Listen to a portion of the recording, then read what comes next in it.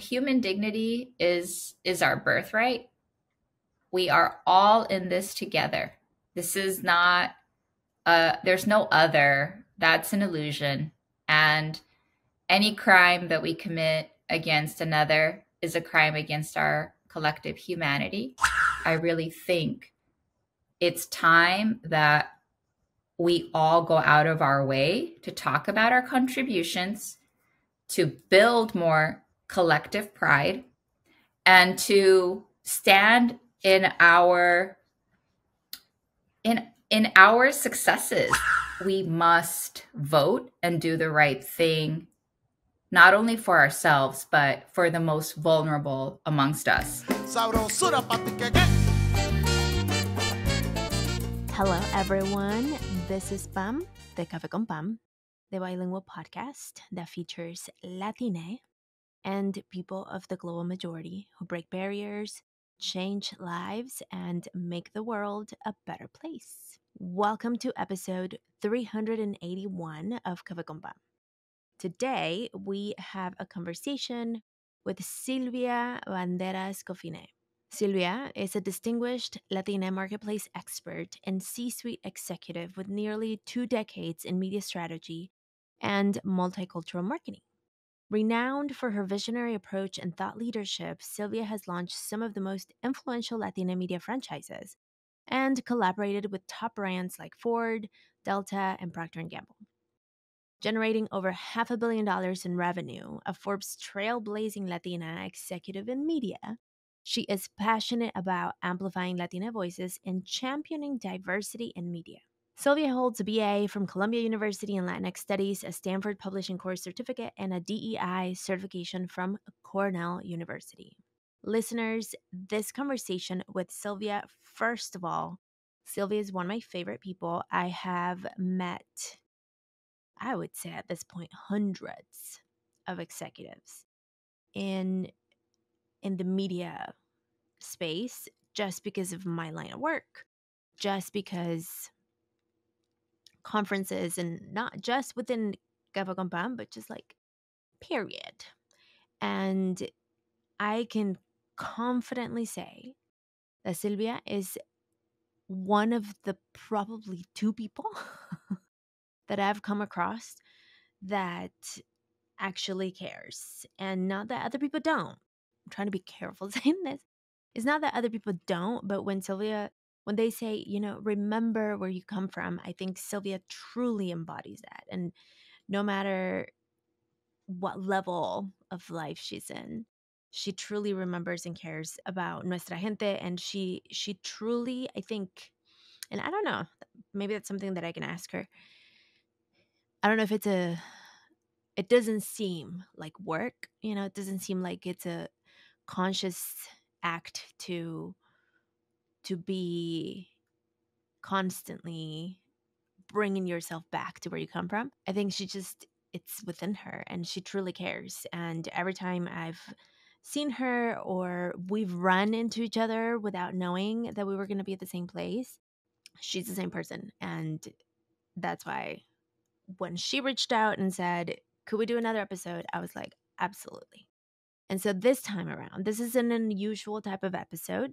We are going to talk about voting and the importance of it. And those of us who can, why we must, and those of us who cannot, why we must also stay informed, because maybe there's some privileges that we may not have access to, and we also could influence others that could. Bueno, I'm not going to elongate this intro any longer. Sin más, here's my conversation with Sylvia Banderas Coffinet. Well, Sylvia, welcome back to Café con Pam. How are you? Thank you. Thank you so much, Pam. Thank you for the opportunity to be here with you today. It's like such a full circle moment for us, because I think I was one of your first guests, and now you're celebrating 8 years. Yeah, you were like episode 50 something.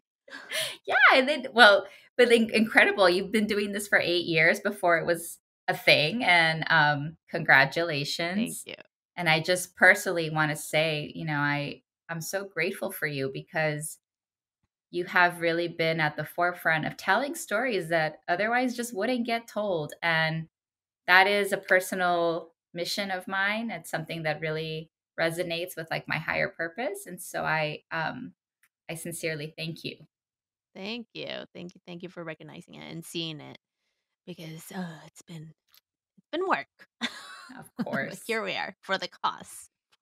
For the en la lucha, hermana, en la lucha. En la lucha seguimos, en la lucha. And yes, 8 years and counting. Let's see. Let's see where this goes. Sí. It's been definitely an evolution. And I tell people when people like I from time to time I get DMs like, "Oh, I just discovered you." And I'm like, "Well, start from the top because if you start from the bottom, I'm a very different person Oh, than I wow. was like 8 years ago because we grow and evolve." Absolutely. I mean, that's the whole point. That's the goal. Yeah. So, just to give a quick recap to the listeners, you were here like way back when, episode 53. Oh, mira. Yeah. So, this means that you were like barely year 2 of Cafe Compa. Sí. Like we were babies. And for you, like at this point people have already heard your bio, but you've also evolved. Mhm. And now we are going to focus a lot on voting because that's Yeah. the main thing that needs to happen. But just give us like a quick, like 1 second where you were and where you are now and what's important to you at the moment. Where I was honestly just telling stories that would otherwise not get told. Like, my mission in life has always been to tell the stories of the vulnerable so that we can open hearts and minds and build a society that is more equitable, more tolerant, and therefore evolve together. I think that's what I've always been about. That hasn't changed. But I think right now I'm feeling the urgency of reminding everyone that, like, this isn't the time to be a one issue voter. This isn't the time to sit out. Like, you can be disappointed in both parties, and so am I. But we must stand together against hate speech because we are at a critical point in our democracy, and your vote matters. Um, I mean, every election matters, but this one, this one is critical. I cannot underscore how critical, and we cannot take our democracy for granted. And so I'm here today to tell you a little bit more about my story and connect that to the recent conversations around hate speech in Project 2025 and explain to, our gente that we must vote and do the right thing, not only for ourselves, but for the most vulnerable amongst us. It is our right, it is our duty. Y si se puede, y se tiene que hacer. Like, Mm-hmm. it's the time. Let's go. We got to stand up to hate together because words matter. Hate speech, like calling people all of a sudden, it's okay to call people illegal again. Like, what? Mm-hmm. That dehumanizes communities. It criminalizes children. Language, and I want to say this like with real emphasis, language shapes public perception Yes. and policy and laws and morality don't always go well together. There are a lot of laws that are immoral. Yeah. So, yeah, that's where I am. This is where we are. So one thing I love about you is that you've been able to kind of like scale the ranks in the corporate world. And even then, people may look from the outside looking in, ah, pues ella ya llegó, like she's successful. But you still have never forgotten about the gente, about the people, and about where you came from. And I think this passion that you show us really reflects that you're still in the lucha because you've also experienced Yes, consequences. absolutely. Let's talk about Proposition 187. Growing up undocumented, I mean, I still sometimes I think about my life and it feels like I'm watching a movie that I Mhm. it almost feels like I'm above myself watching this life, and I cannot believe my journey because I've been at the White House and I grew up selling burritos in a garage in mechanic garages around East LA or car washes. And then I ended up working at Town and Country and having high tea, and I had high tea with like one of the most prominent families in Spain. And at the same time I go back home and my grandpa still doesn't speak English correctly, and he used to be a farm worker. So for me, my roots run deep, and I really personally understand, the lasting trauma of hate speech. Mm. And look, it's not just political, right? For me, it's personal because of how I grew up. Having my father, I remember the look in my father's eyes, and I wrote about this. Mhm. I just saw him go from somebody that used to have self-respect to someone that looked like a scared dog in front of an alpha, completely resigned and embarrassed and like not having any sense of worth, and watching that break down before me and the impact that that had on our family, the impact that had on him, the impact that had on our community and social circle, and like all these things reverberate. It's not Siloed in one person. We're all connected. This is all Mhm. like all of us come here to live this joint experience. We're all souls in a body, and everything we do to one another at some point, and any crime we commit against any other person is a crime against our own humanity, and we just don't get it. Yes. We just don't see it yet. But if we could imagine a world where we did see it, we did understand that human dignity is our birthright, that there's no such thing that, I respect borders, I understand them, but they're also artificial. And a lot of times when we talk about immigration in a political sense, we're scapegoating, we're Yes. avoiding real issues because it's so much easier to create an other and demonize people and demonize the most vulnerable among us. Um, and so, I think about this a lot, and I also process just how disrespected we are as a community in the United States. And that Mhm. really bothers me because we the Latinx community has deep, deep historical roots. These are our ancestral lands. Yeah. A lot of people forget that there was no North America and South America. This Yeah. was we were here before this country was even founded. Many of us have Mhm. claims to these lands that pre date the existence of the United States of America. And I Yeah. love this country. That's why I'm here today. That's why I'm having this conversation today. But one of the things that I find so incredibly disheartening is how little we talk about the contributions of Latinos, Mhm. of our people. Daily. I mean, girl, like, okay, our contributions to the culture, to the economy are immeasurable. Undocumented immigrants generate so much um, revitalization and essentially business, right? So they contribute something like, you can fact check me, but I know I'm right about this, something like $97 billion annually in taxes. Yeah. Which is a lie that people it's a myth that lots of people talk about. Like the tax conversation. That's not true. They contribute to the economy, they pay taxes, and in fact, we as citizens benefit from this because in fact, Social Security and Medicare programs, they don't get access to these benefits. Um, and and they are also, I think one of the most important points for me because, my grandfather was a farm worker, and I think a lot, I grew up in California.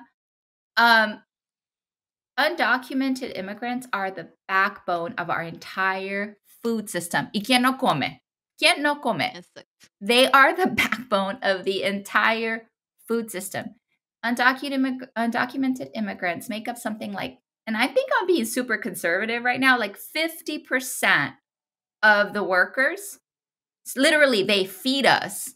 Yeah. Es que cuando digo malagradecido, ¿cómo me duele? Porque I feel like we literally have built our entire food system on their backs. Mm-hmm. And they are essential to the production of fruits and vegetables and crops. We eat because of them. We don't talk about this enough, and they are some of the most abused. And a lot of times when I think about the reality of why there hasn't been a path to citizenship, there's a part of me that really does believe that economically, cheap labor is a priority. Profits over people. Y la verdad is, like, when is it going to be time? When is our generation going to say, ya basta, this is not okay? Like, and that's why I think voting right now makes a big difference, because it's the time, like, your vote matters, and especially in certain states, right? But I think we don't talk enough about our contributions as Latinos. We don't have narratives around the reality of who's driving economic and demographic growth. We're growing at a rate of 6 times the non-Latino. We contribute trillions of dollars, something like $3.4 trillion is our economic power as Latinos. The fifth largest global economy right here within our borders. Like, come on. And yet, how is this man standing before our fellow citizens and letting those vile, untrue, because let's just be real, there's like no tether, he's completely untethered from reality and truth, like it's just what it is. But my point is, and I'm saying too much here, but I really think it's time that we all go out of our way to talk about our contributions, to build more collective pride, and to stand in our successes, in everything that we bring to this country, because this country is great because it We literally are. eats. Yes. And as we go, so will this country. Right. Oof, you said so much. Let's like peel it. Let's peel the layers. So first, I as you're talking, I remember a story I heard from an elder that said lies have wings. Mm, So they fly and they get to places really fast. The truth has feet. And so it takes a little bit longer to arrive, but it will arrive. It just takes a little longer. And it's one of the most profound ways mm, to see things. And as you're talking and saying how like unhinged the conversation is about so many topics, not just immigration, but like so many things. yeah. I think it's one of those that we need to kind of like get back, o sea, aterrizar en la tierra, like See. get back to the ground and go find that truth, because lies have wings, so they fly. Like, I mean, the moment See. he says some shit, like literal, todo el mundo like believes it. Like the Haitians eating dogs and like what? I mean, that's a perfect example. And like, seriously, if you hear his last speeches, he's like talking for 80% all over the place about, people eating dogs, and um what's his what was he was talking about, Silence of the Lambs, like, what, like, it doesn't even make sense what it's insane. But again, I feel that because he has no substance, he has to weaponize fear. He has to essentially rely on lies and hate speech and sensationalizing whatever it is he possibly can,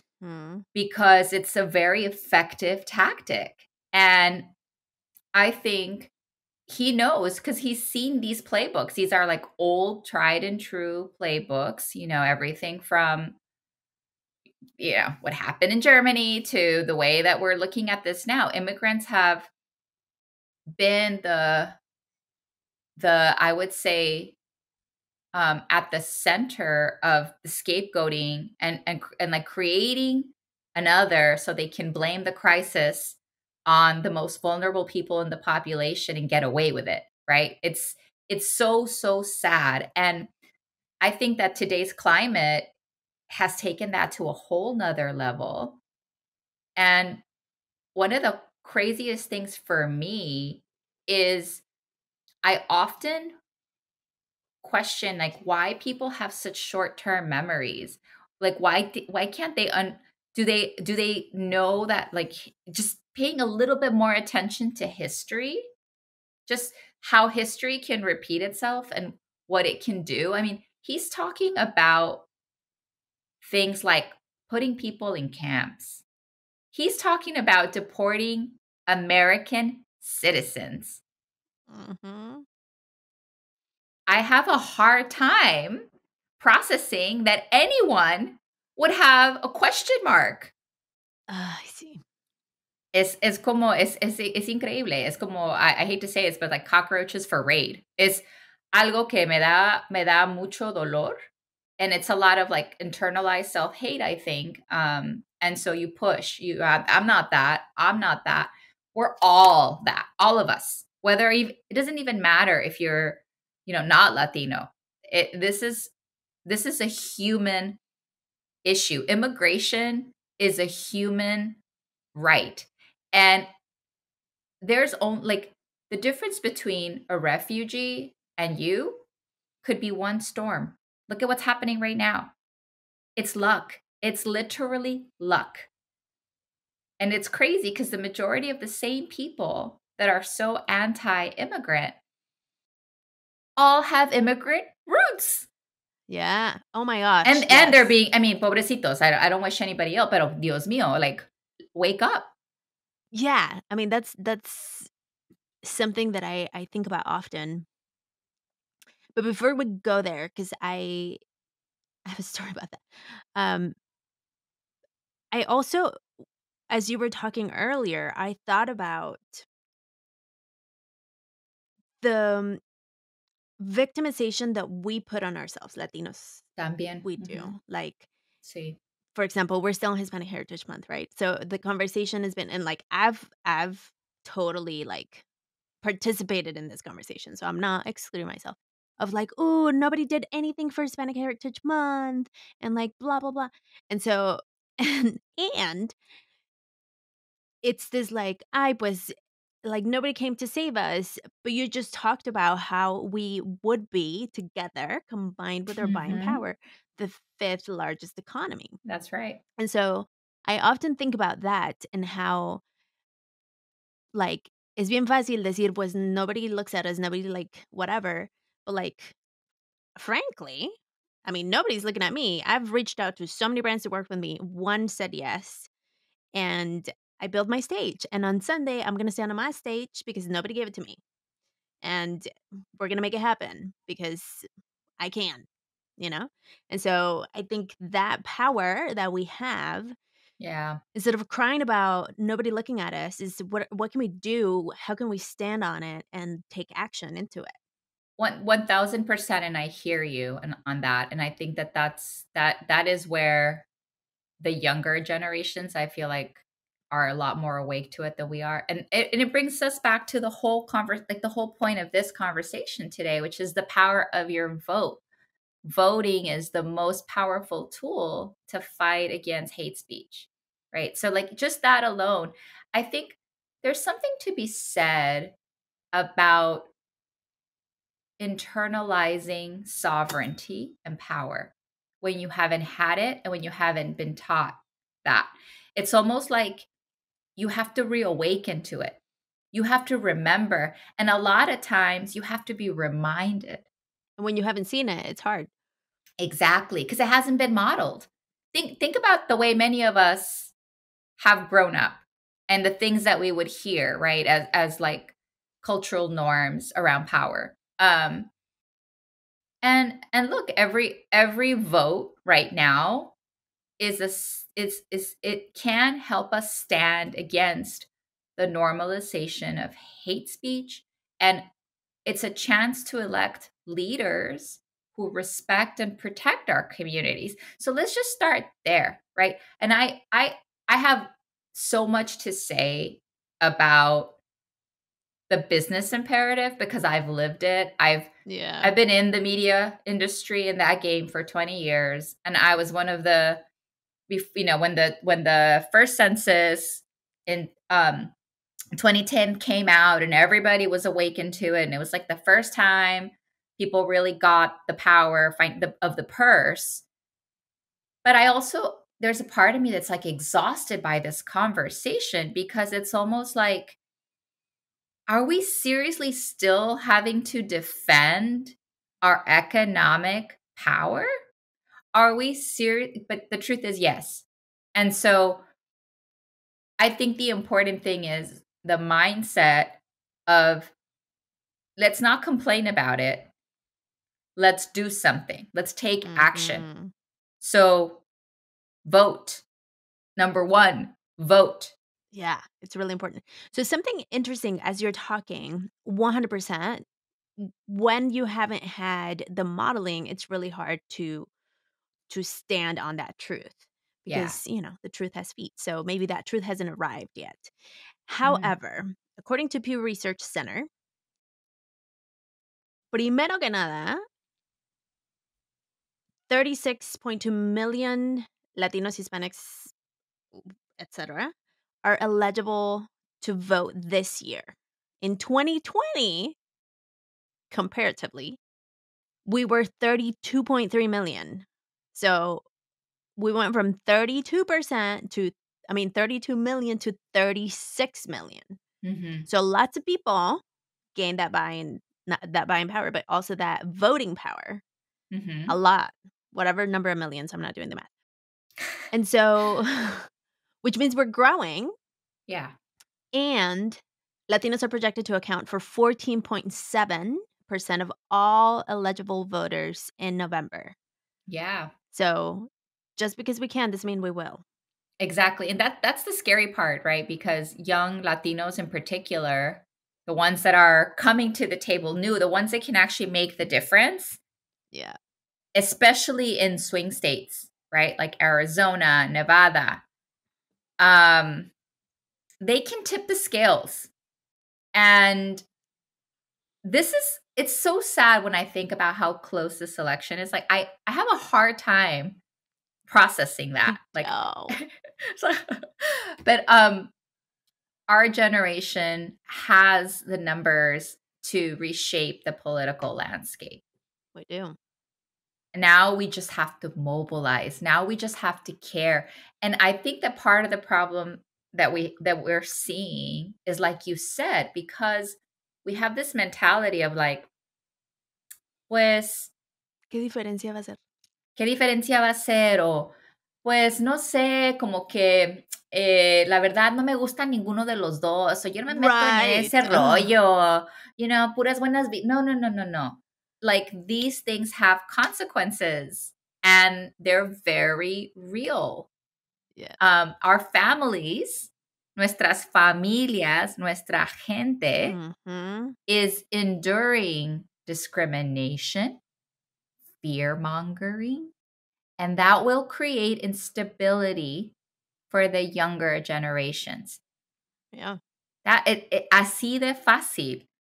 Voting is how we honor the sacrifices of our ancestors and the people that have come before us that didn't have that right. Right. Y si todos pensamos así, nos vamos a quedar en la misma Vamos a siempre. seguir así. Exactly. Like, old ways are not going to open new doors. Y Tenemos que verlo clarito, like clarito. This is our time. And if we don't take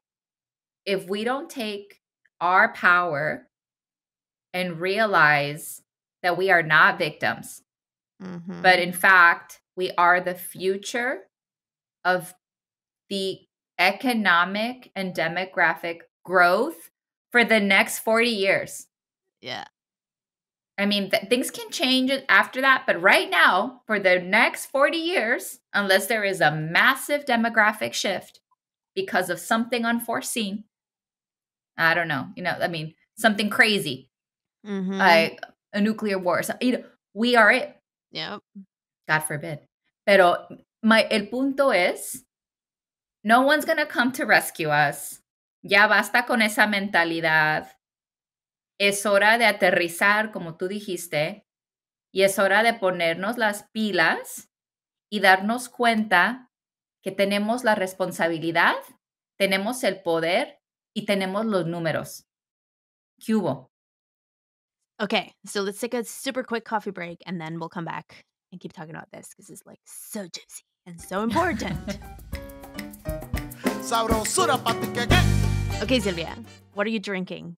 Don't laugh. I'm drinking Theraflu. Theraflu. Are you not feeling well? I have been having como I got sick, like I've been sick for a little while, for a minute, y todavía ando con mucho congestion, todavía traigo congestion, pero normalmente me tomo mis dos cafés en la mañana y luego me hago un té de canela Mm, y a veces de manzanilla dependiendo de mi mood, pero cuando the ya mood. the mood, te puedo decir que cuando empieza el frío, a mí el té de canela, así sencillito, Sí, me fresco, imagino. y luego la casa huele Mm, riquísimo todo. No, no, no. Es como una de mis cosas favoritas de las temporadas ya de más frío.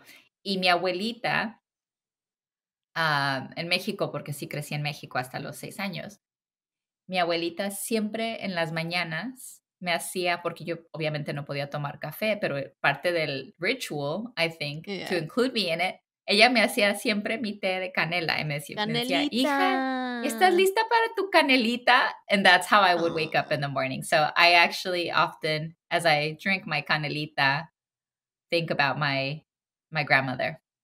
I love that. The nostalgia. Sí, sí, sí.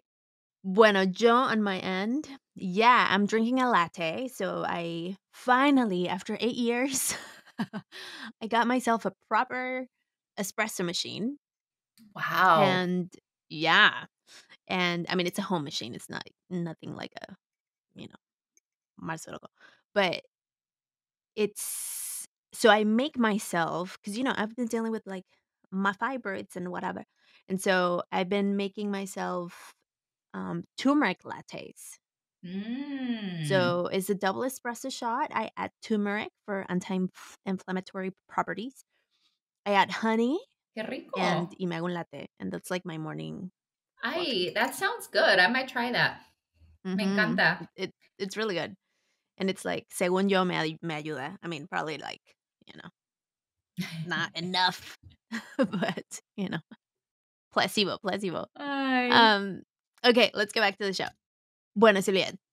So, something that came up as you were sharing earlier is also you mentioned the single issue voters. And I thought about my Cuban friend in college, and she was from immigrant Cuban parents, Sí. grew Ujú. up in Florida.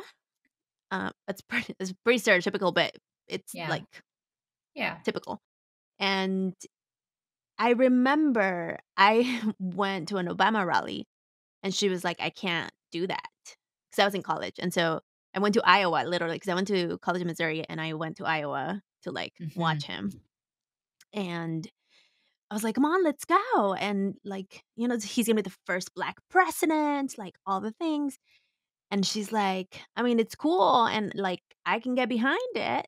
And this is a college student at the time, right? And she was like, I can get behind the idea and it sounds really cool, but as a Cuban American, I cannot do that because I'm a Republican through and through just because I'm a Cuban American, and I was like, Mhm. "What?"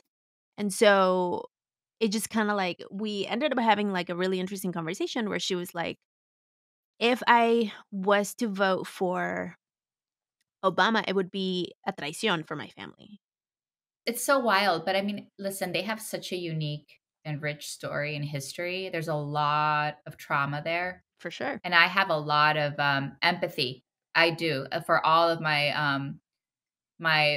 Cuban and Venezolano brothers and sisters. I really do. Yeah, I really do. Like, I get it, but I think that the party's been hijacked.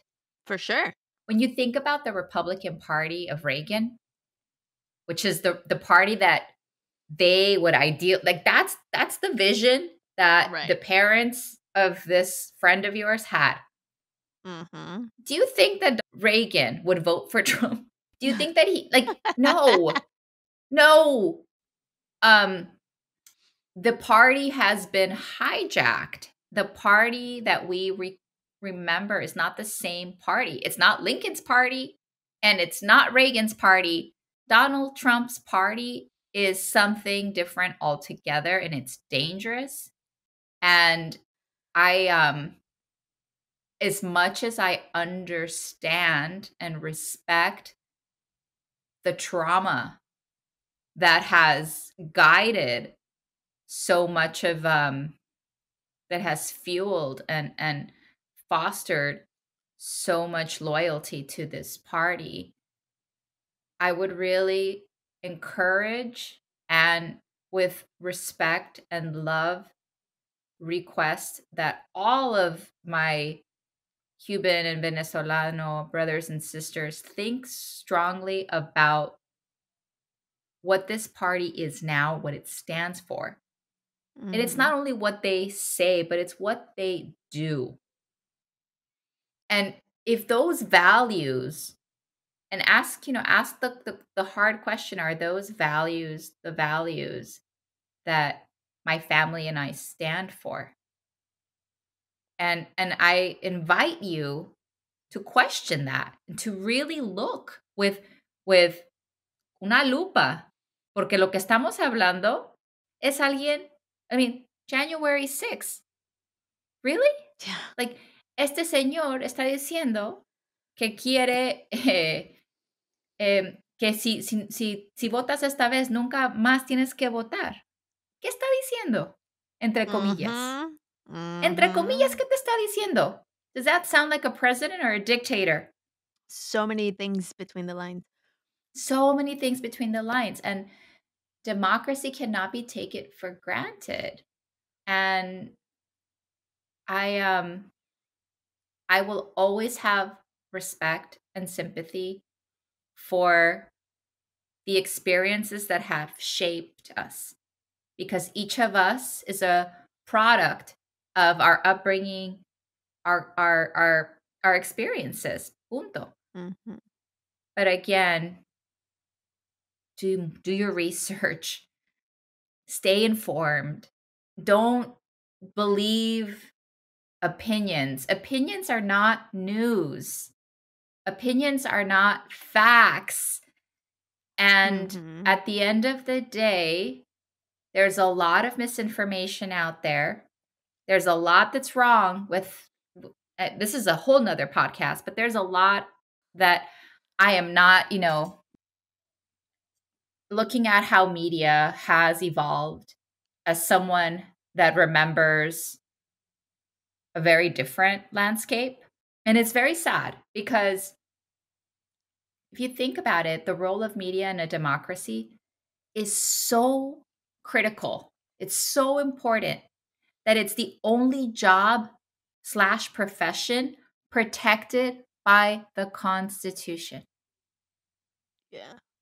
And yet, we've created Still manipulated. dark money coming from one place, both sides, Mhm. all sorts of craziness that is disgusting. And that it just makes it so that people don't know what to believe And they Mm-hmm. can and if you don't use facts, and if journalism is now opinion, we are destroying our democracy from the inside out. Yeah. And it's terrifying, and it's so sad. It's so, so sad. And it's happening on both sides. And this is why people feel they can't even trust their, like, what is truth? We're all living in bubbles now. Algorithms are running Mm-hmm. our content. Now our content is coming to us. We don't seek the content. Right. I heard a podcast too, or it was a journal. It was a journalist. It was a very short article. Young people don't read anymore. They don't. Universities are cutting classes and the amount of reading that they're assigning, because who's going to get through the Iliad in Mm. 2024? Madness. Imagine that. Like, it's wild. I actually saw a video from one of my friends who's a professor, and I didn't watch the whole video, but she was quoting an article that mentioned several Ivy League students, like Cornell University, Stanford, like big universities, who claim to have never been assigned to read a full book. Yeah, And they had never read a full book from front to back. qué triste. No, es algo que de veras asusta cuando te pones a pensar how much this is changing. The way that our brains process information Mhm. is changing, and we're not journalism isn't doesn't have the same standards that it used to. Like, I remember when I was working and started in the industry at Town and Country. And Town and Country wasn't the New York Times or Yeah. or like a major newspaper, because now people will say things about the New York Times. But anyway, I still think their journalism is incredible. But um my point being that I was working at Hearst, and I remember the fact checking that would take place for things like whether or not good housekeeping would give a seal of approval to a brand. Wow. They would have an entire protocol. There was a testing that would take place. They would invite people to several different perspectives to try it. And even at Town and Country, which was a magazine that's a lifestyle magazine, I recall the amount, like, you couldn't just say something. It would Mm. have to be vetted. And it would be vetted by several editors and experts before it could be printed. Now, Anyone can write. anyone can write, and we're all our own publishers, and Or AI can write. or AI can write. I mean, it's wild, right? Generative Yeah. AI is now going to be telling us what's real and what's not. Imagine that. And never mind the hallucinations, and never mind. It's and that's not to say that I don't believe in evolution in that way. I do. I'm open to it. I just think it needs to be regulated, and we need to go back to a place where, like, I'll just share this. I mean, I grew up on the business side always. Um, I would say I'm a frustrated creative, because I actually love to write and I enjoy the creative process so much. But I was afraid it wasn't going to make me any money. So, of course, I went into the business side of the house.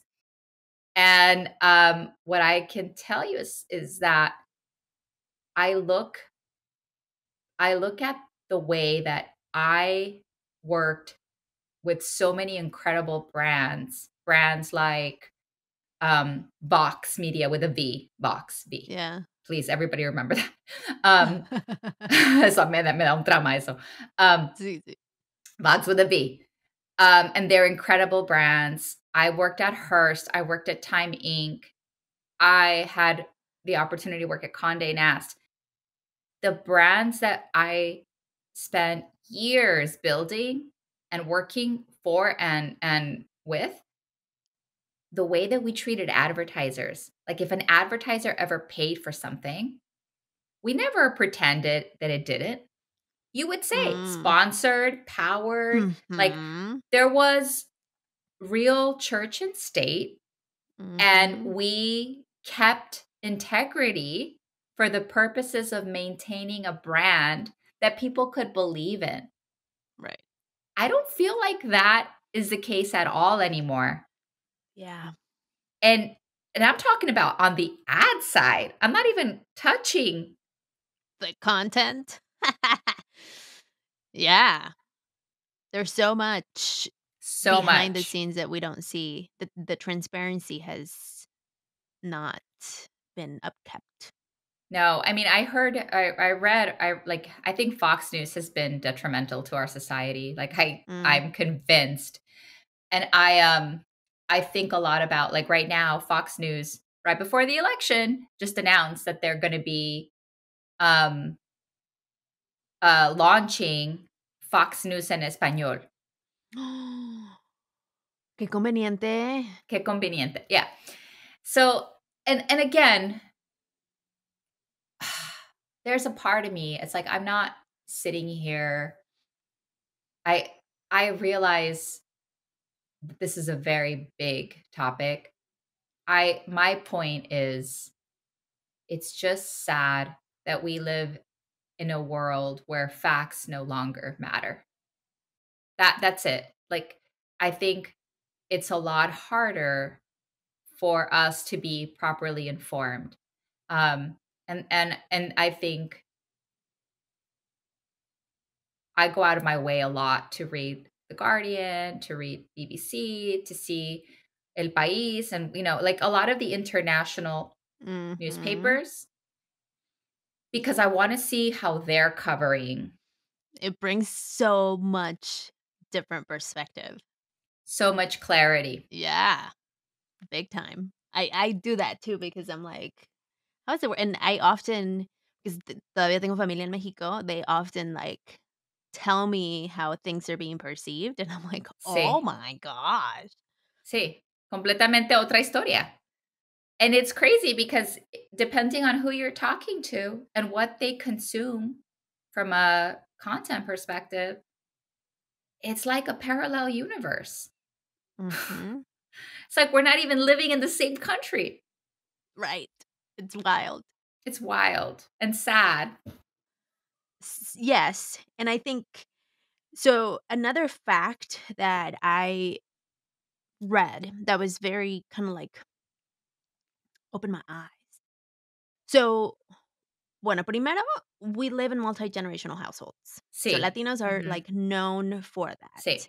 which Mhm. means that we have access to our people. Literally, you just have to go outside of your room to the next room and you can have conversations. It's not like you have to Mhm. pick up the phone and like make a slideshow and, like literally you can sit at the table and talk. And so I think the invitation that we're giving people is explore, like just have those conversations. And so 33% of Latino eligible voters are 50% are ages 50 and older Mm. compared to 48% of all US eligible voters, which means that Wow. we are young. Like Mhm. Yes. from Mhm. a demographic standpoint, we are very Yeah. young. Yeah. And what that makes me kind of like think about is those conversations, how they're so needed because we have the multi generational beliefs and stories from the parents that came at a certain point and they might have that perspective of the party. Yeah. And then we have like the millennial generation and even the Gen Zs that can vote. And so everyone has different perspectives. And I think it's great for us to live in those multi generational households so we can have those conversations. And how, we're quick to like make the carne asada. Let's like make a carne asada and then like talk about who are we voting for. And it's funny because you'd be surprised. I mean, I think one of the scariest things has been uncovering the who's really voting for who. Yeah. Yeah. And so yes, we have to have those conversations and we have to keep them, you know, front and center and civilized and kind, and remember that at the end of the day, somos familia. We can agree to disagree. But we do need to have honest conversations so that we can test our own assumptions. Totally. We can stay informed. We can, I welcome every opportunity that I get to have and engage in essentially fact checking a lot of what's Yeah. said, right? I had this happen to me yesterday, and at the end of the conversation, which did get a little heated, I said, I'm so grateful. I'm so grateful that that we engaged in this conversation and that you shared your perspective and that I was able to share mine. And whatever you decide to do, that's the beauty of this country, that it's your right, your opinion, and your vote. And in the same way, my right, my opinion, and my vote, right? So, Totally. um, which, brings me to, as you're thinking about your vote, make sure that you've confirmed your registration, because there have been a lot of issues, and it's critical. Like, make sure that you are registered and that your info is current and accurate. Like, don't take that for Hmm. granted. It's a super simple step. You can do it online for 2 seconds. Um, and many states, have websites where you can do this in like 3 clicks. Yep. Um, know your choices. Like, know if you can vote by mail or early voting, have your voting plan, bring your familia along, make it a thing, and then have a big carne asada, but definitely like, because I did like that. I think we're quick for that and we love that. And that's also Yeah. part of what's beautiful about us. Pero see, and stay informed. Know the difference between an opinion and a fact. Ask what's, who's behind the content, who's creating the content. Um, just process that. Totally. And I mean, just like we talked about how anyone can create content, that also gives us a lot of access, Yes. because I've witnessed conversations and I've been part of them as well, where people only bring like the one thing that they heard from like Yeah. one TikTok, Yep, yep, yep, yep. like, and I'm like, so who's that person? Did you Exactly. fact check that person? Like, just because they thought about, like, what? And now, like, discernment. Use your discernment, because it makes me think about, I don't know if you saw, like, the recent Salma Hayek and Nicole Kidman, like, she pushed her or something. I don't know. I know. Salma? I don't know. That sounds off. Well, you only see the one clip when one is telling the other, like, don't touch me. I And then the know. other one's like, oh, that's fine. Just go. But then you see, like, if you look into it, then there's a picture when they're both smiling. So I don't Ay, know what ay, the ay. story is Well, there, that's the thing, that clever editing is Clever editing. clever editing is a thing. And again, it's like staying informed is harder than it used to be, but that's why it's important to have various sources and like be careful what you share and what you repeat. Like, social media is a double-edged sword, because for sure it's where the majority of our communities are engaging. Like, sin duda, Mhm. that's the bottom line. It's our megaphone, and it's also the place where misinformation thrives. And so I think it's so important that we are, like, if you see something that's inaccurate, like, call it out. And Totally. where I find I see this a lot, and it makes me really sad. Like, my older tias and tios and like my grandparents on Facebook, and I'm just like, I know. And so, I think engage in those conversations, engage in Exacto. those. And when they send you something, and my brother is really funny this way. He's very, le encanta, es mi mamá le llama el sermón, porque he's like, you should have been a Le priest, gusta porque pelear. but he's wonderful. And I love you, Jerry. But he cracks me up because he's the kind where if somebody in the family sends him something off, he will be quick to be like, this is misinformation. Yes. This is everything you need to know. Don't fall for it. Yes. And good on you, Jerry. We need more Jerrys in the world, to do that. Exacto. 100%. And that's why I bring up the point of us being in multi-generational households because the WhatsApp forwards and the Facebook videos that people just like See, quick to share. The older generation, they're quick to share. see, And they may not have the resources, the tools, the knowledge, the see. skill to fact check that. But then you have the younger people, the Jerrys, who Mm-hmm. are like, hold on a second. Let me actually Yeah. question this before I like respond to it. Yes. And let me tell you why this isn't true. So it's not like I said le gusta pelear, pero it's not necessarily that we're peleoneros, but like let's back it up. Like bring the receipts. Misinformation is dangerous. It's Mhm. dangerous. And again, it's a way to erode our democracy. If you can't if you don't know what to believe, Mm, you'll believe anything. right. It's whatever first video shows up. Exacto. So, Tacanijo is crazy out there. It's crazy out there, but stay informed. Make sure you're registered if you can. Sí, For those of you who don't have the ability to vote, still stay informed and use your knowledge to also inform others, I think. exacto. And I mean, I'll just sort of, end on this note because I know we're getting at time. I just, human dignity is our birthright. We are all in this together. This is not there's no other. That's an illusion. And any crime that we commit against another is a crime against our collective humanity. Yeah. Um, we all need each other. We're all dependent on each other. And until we wake up to that reality, we will lack the evolution necessary to make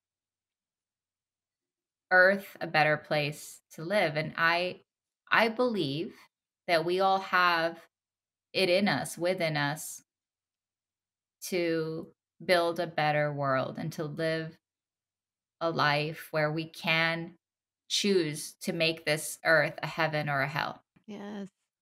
We're not separate beings. We're we're all connected. Um entonces, just wake up to that, and the sooner that you do, and I know that I'm saying words that might sound really like out there, but if you ever just stop and close your eyes and think about that with an open heart, you become very aware that we're all the same. We all want the same things. We all have the same needs. We're all sentient beings, um, living a reality that we create together, And we can shift. that we can shift. And for the sake of our own evolution and for the sake of humanity, I really hope that we all wake up to that sooner rather than later. We are one. Yes.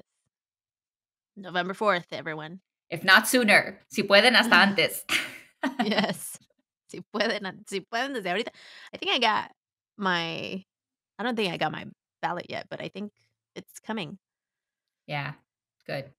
Give yourself time también porque this is a big election, and so it's not just one, like, No. checkbox that you're like give yourself Mm-mm. time to go through all of the things that you have a say on because they're important. Well, Yes. Sylvia, thank you so much for coming to Café con Pam and inspiring us to take action and use our power. Thank you. Thank you. Thank you for having me and for, again, your service to our community by always telling more stories. No, gracias a ti. All right, listeners. Well, that was my conversation with Sylvia. I hope you enjoyed it. I hope it puts some things into perspective. And I think one of the biggest takeaways is the invitation to not be single issue focused.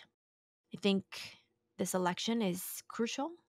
I think this election is one that can shift a lot of things moving forward. And so thinking that we perhaps may have in the past focused on only like, oh, well, this matters to me, so I'm going to go with a candidate that addresses this thing. This is one election that needs to be a 360 view. We need to know, understand, remember, research, fact check all of the issues that not only can affect us, but can affect others because it's so important. And so I hope this resonates with you. If perhaps this might be a conversation that might be difficult for you to have with your family, you can send them this episode. We'll do it for you.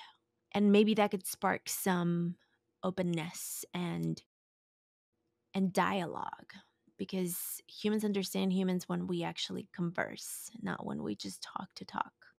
We want to have a dialogue, an understanding. We want to listen to each other. And so that's what's important. So I hope you take the time to do so. Do your research.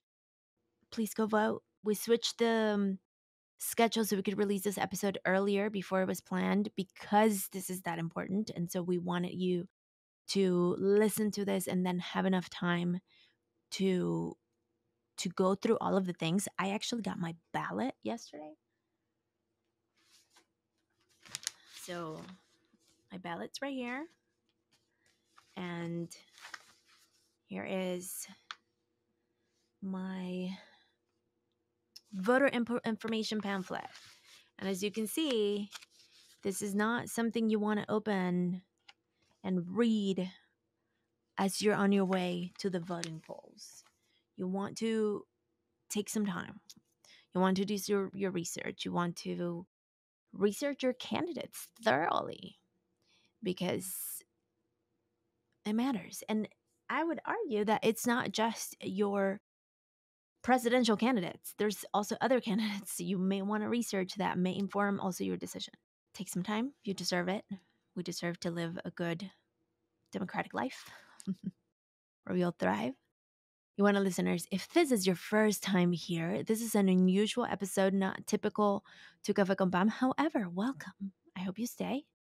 Hit the subscribe button, hit the follow, all of the things so that you are aware and you get notifications when new episodes drop. Now, good thing is that you don't have to download the episode anymore. It used to be back in the day. We don't have to do that. We can stream it now, which is very cool. So you can either do it on YouTube or Apple Podcasts or Spotify or whatever other podcasting player platform. There's so many. There's so many podcast platforms. And so whichever one you use, make sure to subscribe, so that counts as our numbers and it helps us. It helps the algorithm. Podcasting also has an algorithm, everyone. And so the more you like, the more you follow, the more you leave stars, ratings, reviews, the more the algorithm picks up that momentum and shares it with others, recommends us with others. I do want to give a shout out to Apple Podcasts for featuring us in their Hispanic Latina Heritage Month space. For Latina Heritage Month, Apple Podcast made a compilation of podcasts. I am so honored to be amongst a really powerful list, and they call it Unidos, a celebration of stories, dreams, and community. And you can find Café con Pam under Together We Go Far category. And you can find other podcasts that are really cool as well. So I'm glad to be seen, recognized, and supported by the platforms is really cool. And for you, if you want to support us, you can very simply drop a rating, drop a review, push some stars. That helps a ton. If you have extra time and bandwidth, we appreciate your words, especially on Apple Podcasts. That counts a ton when you leave an actual review. And it can be short. It doesn't have to be elaborate. Where you can share your thoughts, whether on this episode or overall, and help your amigas, amigos, amigues, tías, primas, primos, everyone who is looking to find a podcast like Café con Pam. Bueno, listeners, let's stay connected at Café con Pam Podcast on Instagram and Facebook, cafeconpam.com to find out about all the things that we are doing. Thank you so much for those of you who came to Café con Pam live experience. This is the prequel to it. So I'm recording this before the event, but this episode releases day of the event. And make sure you tune into social media so you can check out the highlights online before we release the full episode from that event. So thank you so much for supporting and being here. And bueno, nos vemos para la próxima. Como siempre, stay shining. Sabrosura,